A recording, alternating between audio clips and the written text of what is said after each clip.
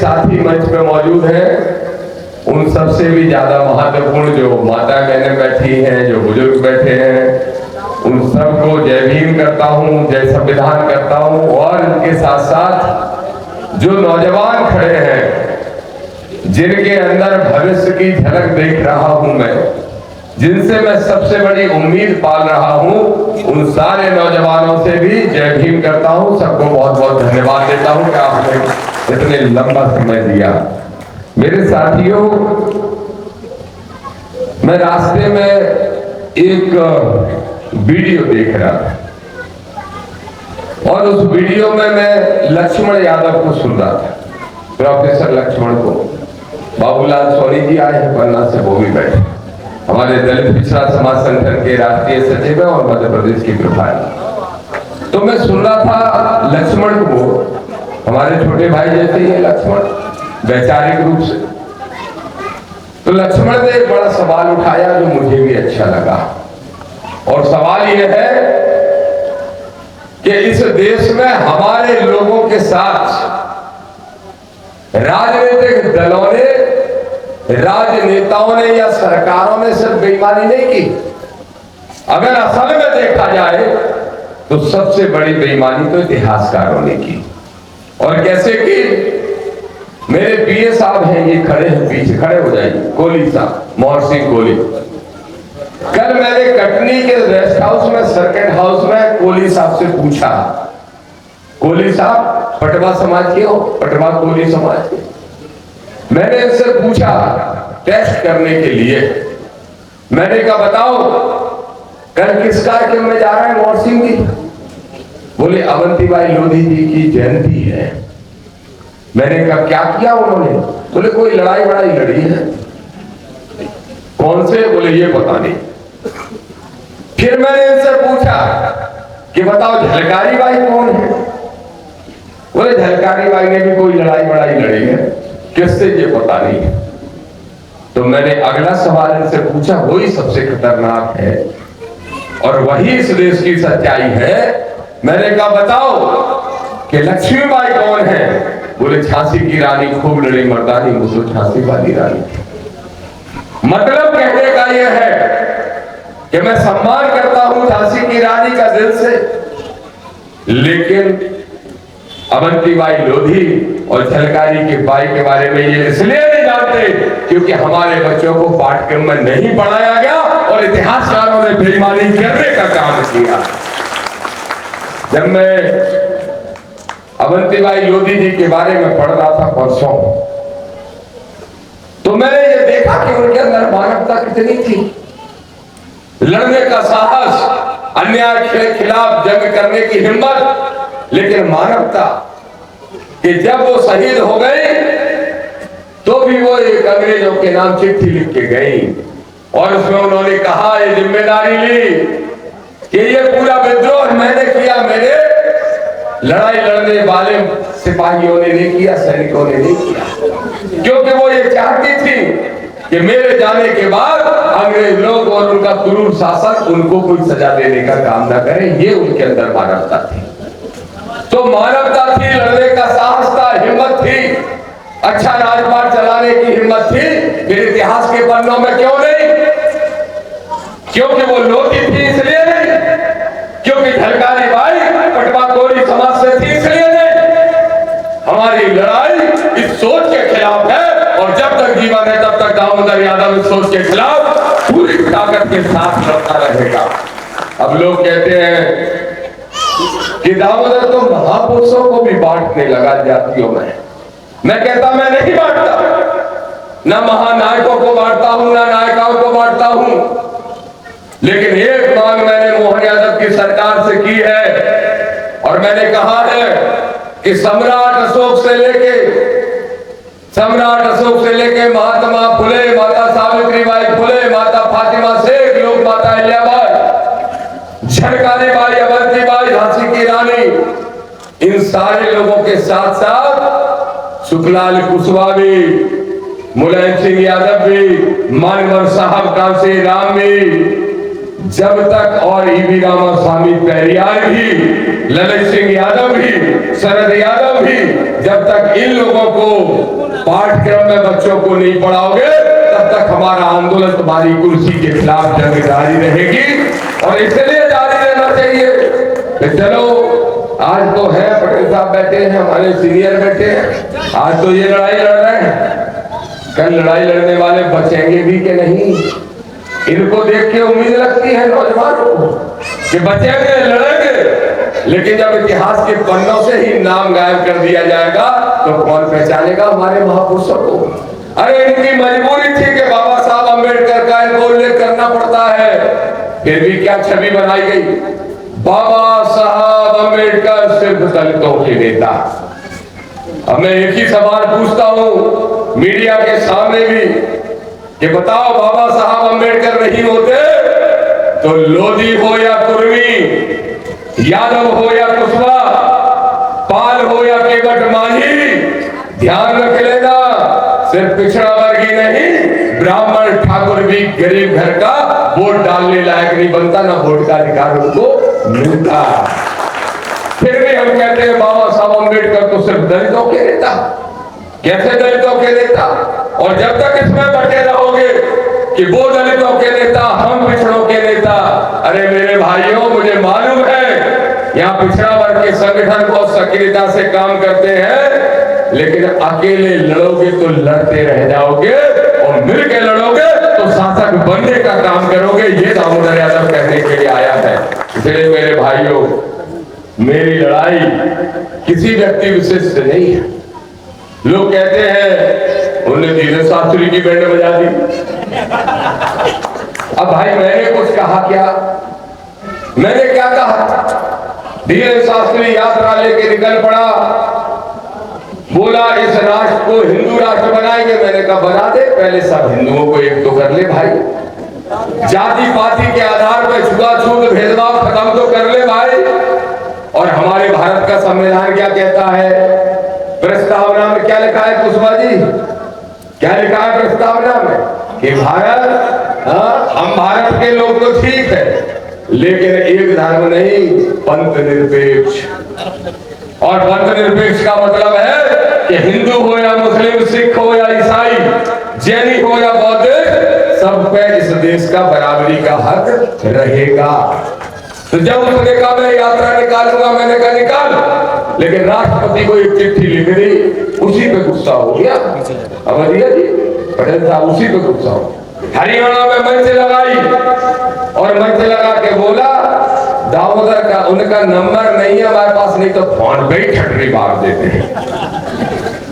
अब मीडिया वाले दौड़ के आ गए मेरे पास, बोले यादव जी क्या कहोगे? मैंने कहा खुद ही पोल खोल ली उसने।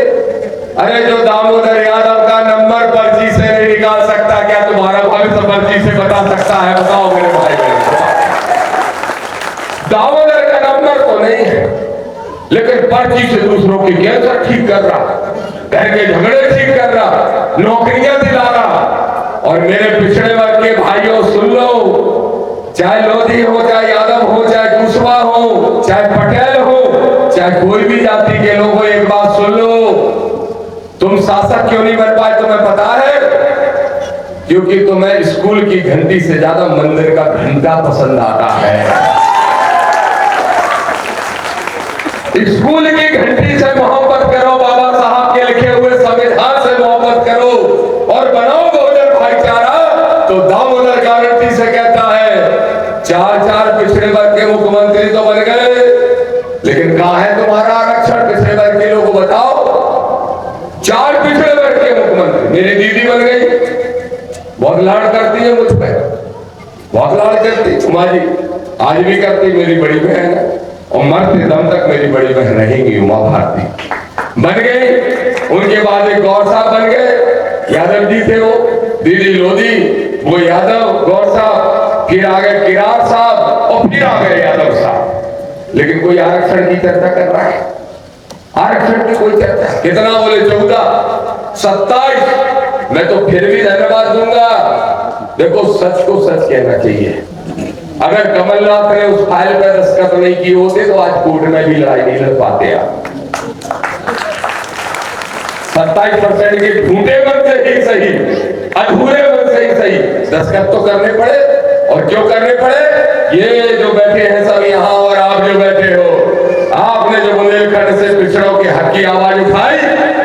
ही कानों में गई, उनके कानों में तो पहुंच गई, लेकिन जो अभी बैठे उनके कानों में क्यों नहीं जाती? क्यों नहीं जाती मालूम? एक चेहरा बना देते हैं पिछड़े वर्ग का और कहते हैं 60% वोट ले जाते हैं। पिछड़ा वर्ग का क्यों के साथ कितना परसेंट? 60% से ज्यादा वोट सत्ताधारी दल ले जाता है और कहता है आरक्षण की जरूरत क्या है, चेहरा खड़ा कर दो। वो जो खेत में बिजूका होता है, बिजूका क्या बोलते हो अपने इधर? बिजूका, बेखौरा, बेखौरा। हमारे इधर दतिया तरफ बोलते बिजूका। न बोलवे को, न पथरा फेंकवे को, न ढोर बचे हुए से खेत बचावे को, बस वो ऐसे बिजूका बनो ठाड़ो रहता। तो जो वर्तमान में मुख्यमंत्री पिछड़े वर्ग के बनते हैं वो ऐसे बिजूका बनाए जाते हैं। बोलना नहीं है, बोलना नहीं है, बस अपना तुम्हारा चेहरा दिखाएंगे और पिछड़ों के वोट ले जाएंगे, ये कहानी है।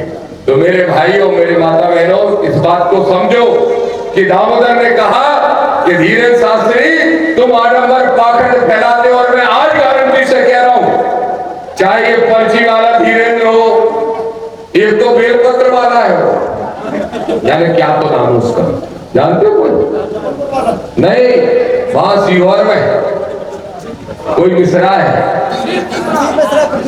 देखो। हाँ, प्रदीप क्या कहता है मालूम? आपके बच्चे ने 12 महीना में एक दिन पढ़ाई नहीं की हो, लेकिन शंकर जी पे भोर से बेलपत्र चढ़ाया हो, अपने आप मोड़ा पास हो जाए, और जब परीक्षा को परिणाम आ तो वहां को खुद को मोड़ा फेल हो गया, खुद को फेल हो गया। तो मैंने उससे पूछा, मैंने कहा या तो तेरा लड़का तेरे कहने से बेलपत्र नहीं चढ़ाता, तो फिर हम सब क्यों चढ़ाए? अगर तेरा मोड़ी तेरी बात नहीं मानता तो हम क्यों माने? और अगर बेलपत्र चढ़ाता है तो फिर बेलपत्र चढ़ाने से कोई पास नहीं होता, तभी तो तेरा मोड़ा फेल हो गया। तो मेरे भाइयों, जैसे बहन कह रही थी ये बिल्ली रास्ता काट गई, आज फलानो बार है, आज ढिकानो बार है, आज बार नहीं काटो, आज नाखून नहीं काटो।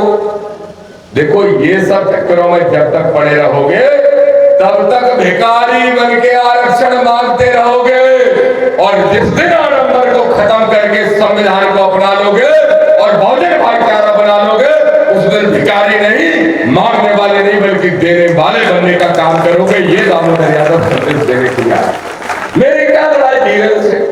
मेरा खेत थोड़ी दबा दिया उसने, ना मैंने उसका खेत दबाया, उसने जरूर दबाया कुशवाहों का, पाल का, कुर्मियों का, यादवों का, लोधियों का, अखड़वारों का, और गया था 15 दिन पहले, और फिर जा रहा हूं यहीं से खजुराहो राजनगर में बबीता के टीआई को खड़ा करके पूछूंगा कि कितनी जमीन इसने दबाई है, तू कार्रवाई कर रहा है, नहीं तो 50,000 लोगों को ले जाके सब पिछड़ों की जमीनें छुड़वाने का काम करूंगा। ये दामोदर यादव क्या बुरा, बस बुराई करनी सी है कि उल्लू ना बना भैया। पंडाल भाई, उन पंडालों में अगर तुम सर्वे करा लोगे 90% पिछड़ा वर्ग मिलेगा। हाँ, कर लो सर्वे, चले जाओ, 90% पिछड़ा वर्ग। ए माता बहनों, खुद सोचो, अगर बाको पर्ची निकाल वो आत हो तो वो पर्ची निकाल के जो अपने भैया को नहीं बता दे तो कुशवा के घर ना जाइए, कोठे तो गोली चलाने पर। सोचने की बात, जो अपने भाई का भविष्य नहीं बता पा रहा पर्ची से, जो दामोदर का नंबर नहीं निकाल पा रहा पर्ची से, तो ऐसे आडंबर पाखंडियों की दुकान बंद होना चाहिए कि नहीं होना चाहिए? बताओ क्या कहते हो? होना चाहिए। तो भैया यही हमारी लड़ाई है, और जिस दिन इन दुकानों से बाहर निकल आओगे उस दिन भोपाल की कुर्सी तो छोड़ो, दिल्ली की कुर्सी में भी तुम्हारा ही राज होगा। ये दामोदर यादव।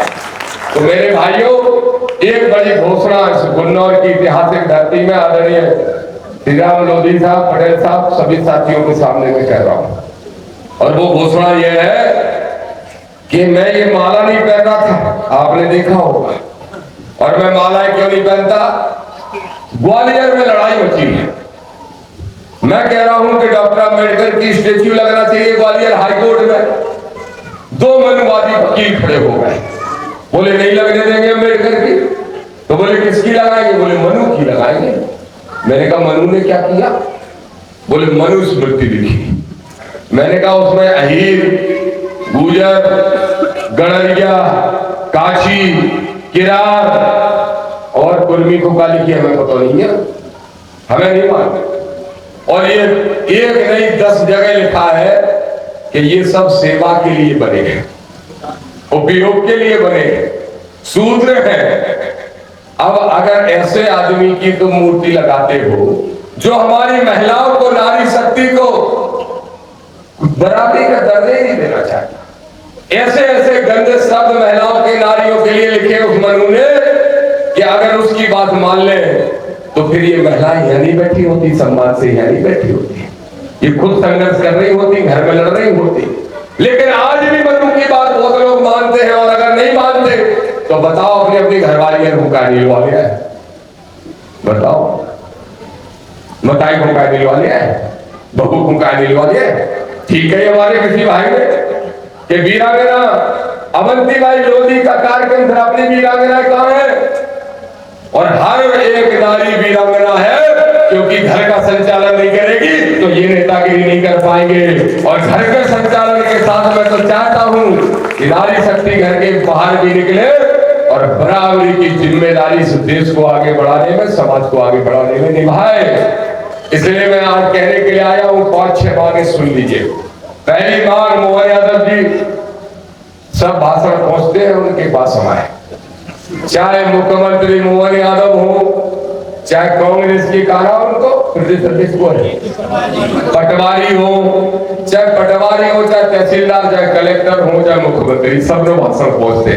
तो सुन लो, पहली मांग तो यह है कि मध्य प्रदेश में पिछड़ों पे जो 13% होल्ड है उसको हटाया जाए और मंडल कमीशन की सिफारिशें लागू करते हुए पिछड़ा वर्ग को 27% तत्काल प्रभाव से आरक्षण लागू किया जाए। पहली मांग। सब मांग जो मांग अच्छी लगे उन पर ताली बजाते जाए। दूसरी मांग क्या है? दूसरी मांग ये है 1% नौकरियां बची सरकारी, 1%, उसी में आरक्षण 50%। मतलब तुमको नौकरियां कितनी मिल रही? 99.5 तुम्हें नहीं मिल रही, तुम्हें आधी मिल रही, आधी। और उसमें भी खुशियां मना रहे, आरक्षण आरक्षण आरक्षण। इसलिए दूसरी मांग है कि निजी संस्थान, प्राइवेट सेक्टरों में भी पिछड़े दलित आदिवासियों को संख्या के अनुपात में 85% आरक्षण देने का काम करना चाहिए। तीसरी मांग क्या है?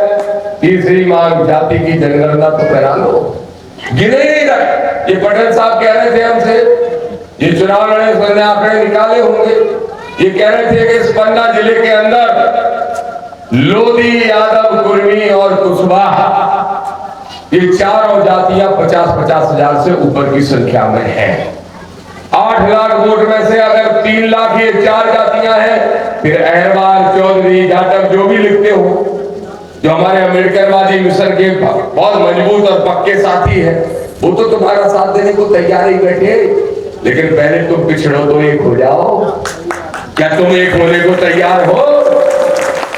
तुम तो धीरेन्द्र शास्त्री की पंडाल में ढूंढ रहे कि कहां से भाग्य खुलेगा। भाग्य वहां से नहीं खुलेगा। राजा की रानियों के पेट के ऑपरेशन तो कम के हो गए, अब राजा वहां से नहीं बनता, अब तो बेटी से बनता है, बेटी से। लेकिन इस बात को जिस दिन समझ लोगे उस दिन तुम्हारी, हमारी सबकी किस्मत वहां से नहीं खुलेगी। तुम खुद अपनी किस्मत लिख सकते हो, अपने वोट का अधिकार से अपने किसी भी भाई को सांसद बना सकते हो। लेकिन बनाओगे तब जब अर्जी पर्चियों से बाहर निकलोगे। तो हमारी ये सारी जो मांगे हैं, इन मांगों को लेके मैं अमित लोधी जी आपसे कह रहा हूं, अब यहाँ रास्ते में हम कार्यक्रम बना रहे थे, सामाजिक न्याय यात्रा, इसकी शुरुआत में ग्वालियर से करने वाला। ग्वालियर से मुरैना जाएंगे, भिंड जाएंगे, दतिया जाएंगे, निवाड़ी, टीकमगढ़, छतरपुर, पन्ना, कटनी, यहां तक जाएंगे। विंध्य क्षेत्र में भी जब हमारे साथी कहेंगे तो वहां भी जाएंगे।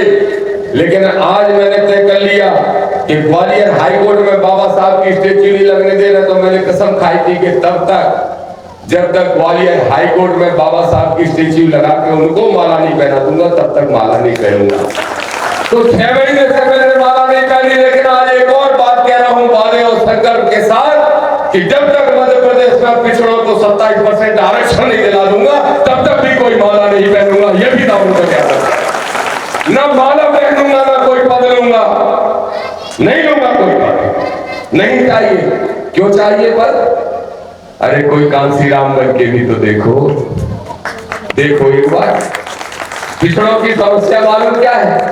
सब कुछ चाहिए, देने को तैयार नहीं होते, और जिस दिन देने को तैयार हो गए उस दिन तो तुम शासक बन जाओगे।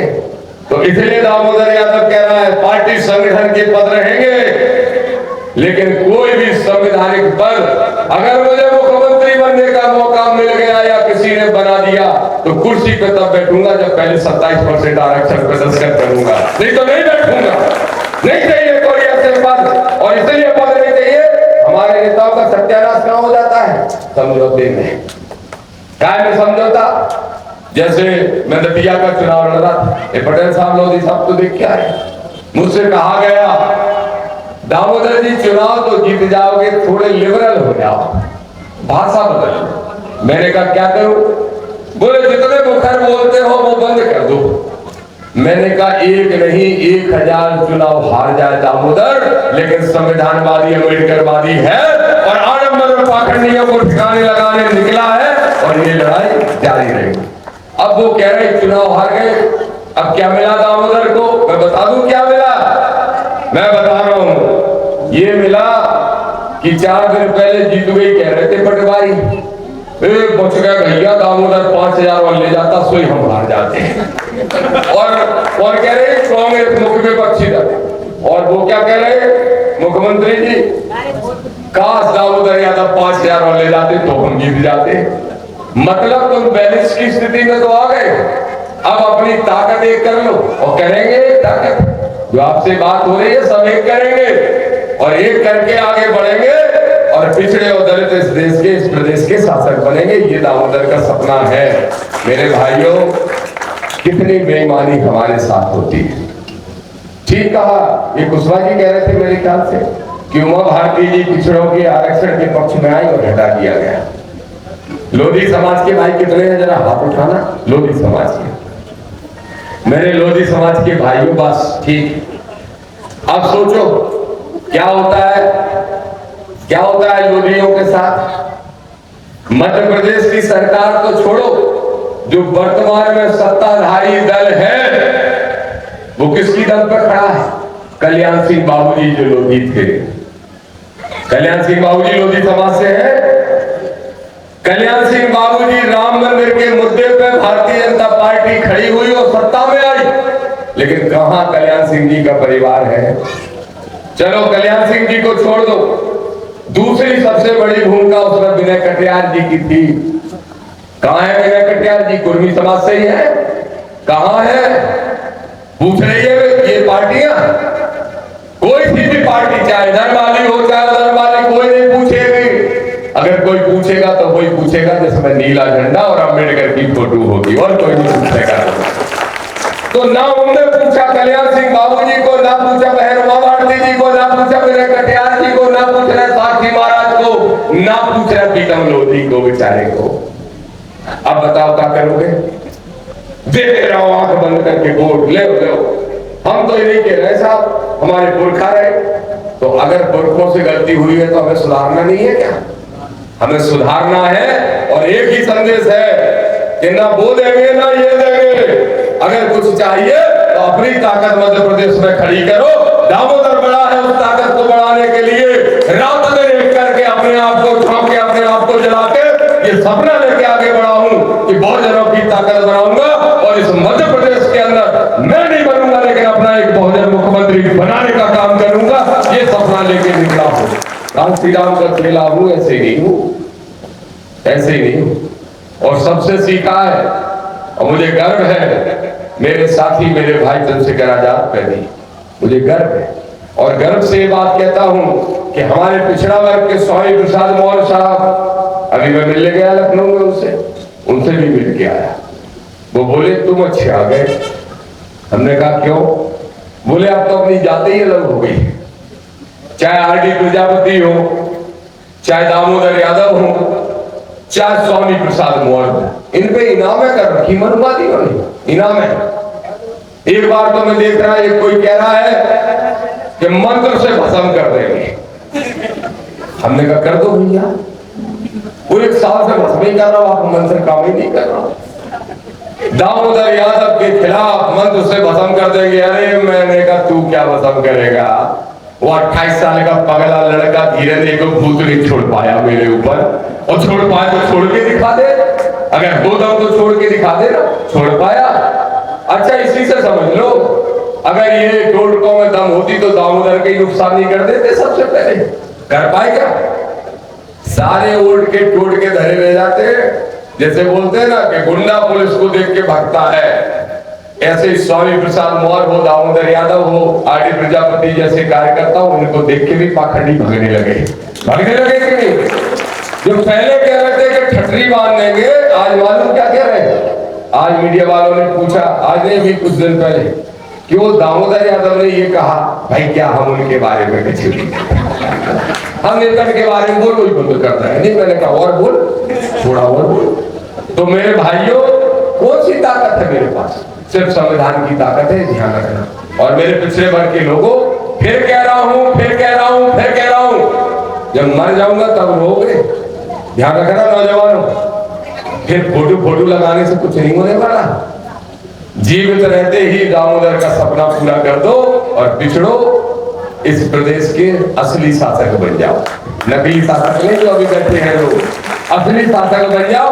ये सपना है, ये बाप पाल के निकला हूं, और ये तभी होगा जब अम्बेडकर से मोहब्बत और संविधान को अपना पवित्र ग्रंथ मान लोगे। अगर संविधान नहीं होता तो बहन उमा भारती, बाबूजी कल्याण सिंह, मुलायम सिंह यादव जी, नीतीश कुमार जी, कोई भी बन पाते क्या? या भी बन गए वो सम्राट चौधरी कुशवाहा, कोई बन पाते? कोई नहीं बन पाता। अहिर गणरिया गुजर काशी के दूर धकेल देते, लोधी तेली तमोरी और जाने क्या क्या कह देते। बस ये बाबा साहब का संविधान है जिसने हमको तुमको ये हक दिया कि हम यहाँ बैठ के बात कर पा रहे हैं। तो इसलिए अगर मानते हो माता अवंतीबाई को, अगर मानते हो वीरांगना अवंतीबाई लोधी को, अगर वास्तव में उनको याद करते हुए नमन करना चाहते हो पूरे मन के साथ, तो आज कसम खाओ कि जब तक इन महानायिकाओं को हम 5 से लेके 8वीं क्लास के बीच में बच्चों के पाठ्यक्रम में स्थान नहीं दिला देंगे, तब तक इन सरकारों से जंग हमारी जारी रहेगी। ये कसम खा के जाओ, और ये कसम खा लोगे तो यकीन मानो, मुझे मालूम है, मैं तो भोपाल में बैठता हूँ तो बड़े बड़े अधिकारी बोले आपकी चिंता ज्यादा रहती, क्यों रहती है? बोले दामोदर यादव को कोई नुकसान पहुंचा देगा तो पूरे प्रदेश में बड़ा गलत मैसेज जाएगा। तो मैंने उनसे कहा कि तुम मुझे नुकसान पहुंचा पाए और ना पहुंचा पाए या तुम्हारे लोग पहुंचा पाए, लेकिन हमने तो आडंबर पाखंड को नुकसान पहुंचाने का काम कर दिया, और वो आडंबर पाखंड का नुकसान ही हमारे आपके सबके भले के लिए है। इसलिए मैं सिर्फ इतना कहूंगा, आयोजक मंडलों को, सभी टीम को बहुत बधाई देता हूं, और बधाई देने के साथ साथ एक वादा चाहता हूं। बताओ, अभी कोई मत उठ रहा, बैठे रहो अपनी जगह सब। बताओ मेरे पिछड़े वर्ग के लोगों, शासक बनना चाहते हो? हाथ उठा के बताओ। बनना चाहते हो तो मुझसे वादा करो, एक वादा करो, जो ये कह रहे थे पटेल साहब, तीनों की तीनों सीटों पे, तीनों की तीनों विधानसभा की सीटों पे अकेली 25 सरपंची से कुछ नहीं होने वाला। ध्यान रख लेना, असली पायबाज तो विधायिका में है, विधायिका में। तीनों की तीनों सीटों पे अपने सोच का आदमी, ध्यान रखना, अपनी सोच का कैसे? ऐसे तो मुख्यमंत्री भी पिछड़ा है, प्रधानमंत्री भी पिछड़ा है, पर आरक्षण गायब है कि नहीं? आज एक बात को सोच के देखो, तुम लोधी और कुर्मी और यादव और कुशवाहा सोचो, तुम्हारी सीटें आरक्षित है क्या विधानसभा में? है? नहीं है? नहीं, सिर्फ एससी के भाइयों की है और एसटी के भाइयों की है, पिछड़ा वर्ग की क्यों नहीं? क्यों नहीं? इतने बड़े बड़े नेताओं की लिस्ट पिछड़ा वर्ग की। अरे देश के प्रधानमंत्री से सवाल पूछ रहा हूं, कहते हो मैं पिछड़ा हूं, तो मान जाऊंगा कि तुम असली पिछड़े हो, बस लोकसभा और विधानसभा में पिछड़ों के लिए आरक्षण लागू कर दो। और अगर नहीं आरक्षण लागू कर सकते तो झूठे पिछड़े के सर्टिफिकेट देखने की जरूरत नहीं है। और सोचो अभी मुझे नहीं मालूम कहां से कौन विधायक, पन्ना से कौन है, मुझे कौन जाति के, अच्छा दूसरी सीट कौन सी है, JSC है, और तीसरी OBC किस जाति, कौन सी पार्टी, जो भी है उनसे कहो दादा OBC आरक्षण के लिए आवाज उठाओ, ये बहुत जरूरी है। ध्यान रख लेना, मैं किसी के खिलाफत करने नहीं, लेकिन तुम्हारे हक की बात करने आया हूं। जो भी तुम्हारा पिछड़े वर्ग का विधायक सांसद है उसको घेरो और उससे कहो 27% आरक्षण के लिए आवाज क्यों नहीं उठा रहे। विधानसभा में कितनी बार सवाल उठाए, कितनी बार मुख्यमंत्री से मिलकर ये मांग की, ये सवाल करना शुरू करो।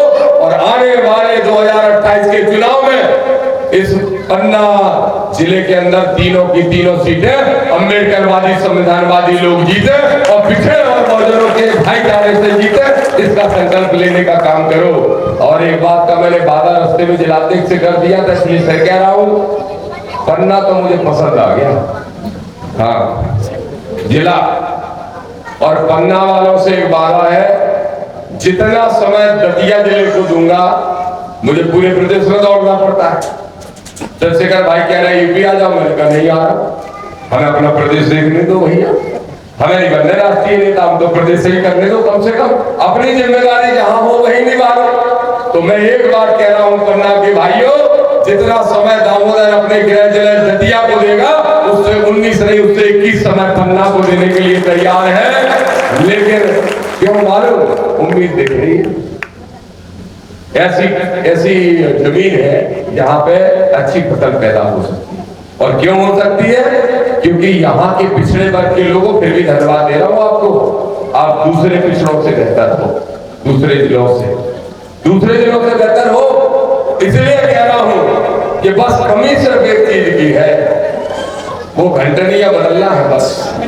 और अगर वो घंटी बदल गई, मैं नहीं कह रहा हूं उस घंटी को छोड़ दो, क्यों नहीं कह रहा हूं, तुम कहोगे जो तो नहीं हो सकता, अरे नहीं हो सकता तो संविधान में जो बाबा साहब ने लिखा बस उसको पूरा करने के लिए लड़ाई लड़ने लगो। बस इतनी सी बात कहने के लिए आया हूं।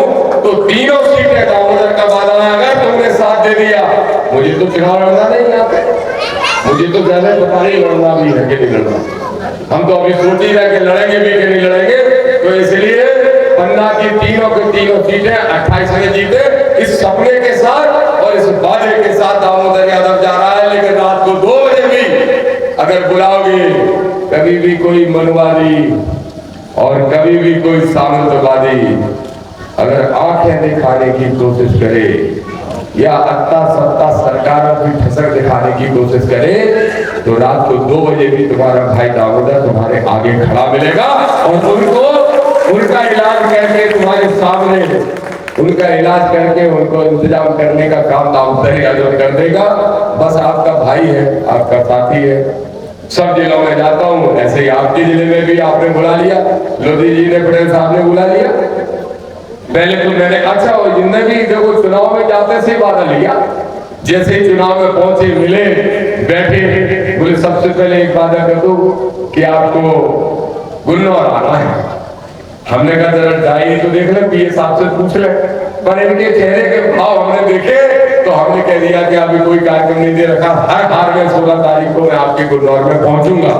और मुझे इस बात की पीड़ा भी है, हम अपने बुंदेलखंड का हिस्सा माना जाएगा, तो बुंदेलखंड मान लो चाहे बघेलखंड मान लो, हम तो बुंदेलखंड मानते हैं क्योंकि भाषा सब कोई वैसी है। तो बुंदेलखंड को कुछ लोग आडंबर पाखंड की धरती बनाना चाहते हैं, लेकिन हम सब मिलके संविधानवादी धरती बनाने का काम करेंगे, ये दामोदर का वादा है। आप सबने बहुत अच्छा कार्य किया, सबको बहुत बहुत धन्यवाद। और फिर आऊंगा, फिर बुलाना। अब यात्रा में आ रहा हूँ, तब तो पन्ना जिला में मैं कितने दिन रुकने वाला हूँ? 2 दिन रुकने वाला। हाँ, अभी बढ़ रही है, उसकी डेट फाइनल हो जाएगी और एक जिला घूमूंगा। ग्वालियर, चंबल और बुंदेलखंड का तो कोई विधानसभा नहीं बचेगी, कोई नगर पालिका नहीं बचेगी जहां मैं ना जाऊं। हर जगह जाऊंगा, लंका लगाना है, आडम्बरी पाखंडियों की लगाना है कि नहीं लगाना है।